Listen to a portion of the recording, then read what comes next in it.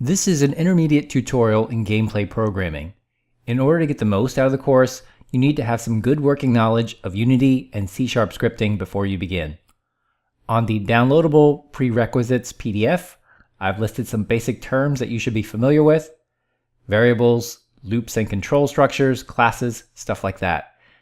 Here's some of them, but look at the PDF for the complete list.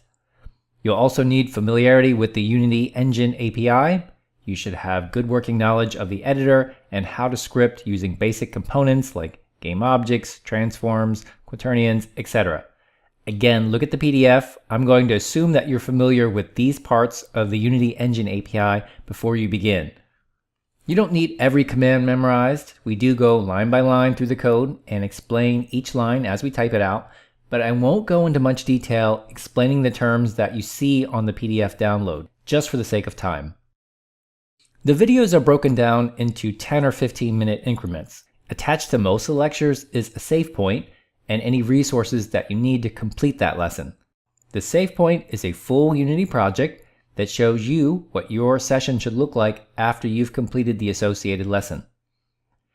If you find that you get stuck or your project is behaving differently than what the lecture shows, I advise that you download the corresponding save point project and then compare your work.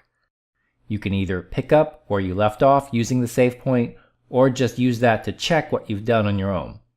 The videos and the save point projects were created using Unity 2017. Inevitably, there will be new versions of Unity released, and when you open the project in a different version of Unity, just make sure that you update your project. Everything should continue working after you update.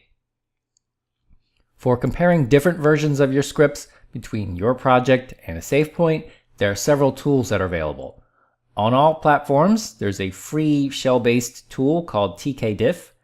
Go to sourceforge.net/projects/tkdiff, find the open source tkdiff tool, download it, and install it according to your platform's instructions. When you compare two different versions of the same script, to see what the discrepancy is, you just tkdiff the names of the two files. The main interface will pop up showing you the differences as little colored tick marks in the scroll bar. Scroll down and you'll see the differences could be as inconsequential as extra space, or it could be the typo that's causing your bug. This is a super helpful diagnostic tool to discover what's breaking your script. There are also other commercial versions available. Beyond Compare is another one that comes to mind. It's a multi-platform text comparison tool with a 30-day trial period. It's a little more user-friendly than tkdiff, but essentially it works the same way. The videos in this course were designed for an intermediate pace, and unfortunately there's no standard for what intermediate is, so you're going to find that everybody's pace is a little bit different. You will very likely need to pause the video from time to time to follow along with the code. And even though you watch me type out each line one at a time, you probably won't be able to type along as I'm delivering the lecture. And that's completely how it was designed. I do try to leave 1 or 2 seconds after each section of code so you can pause the video and then catch up. Some people like to watch the video the whole way through and then repeat the lecture while coding along.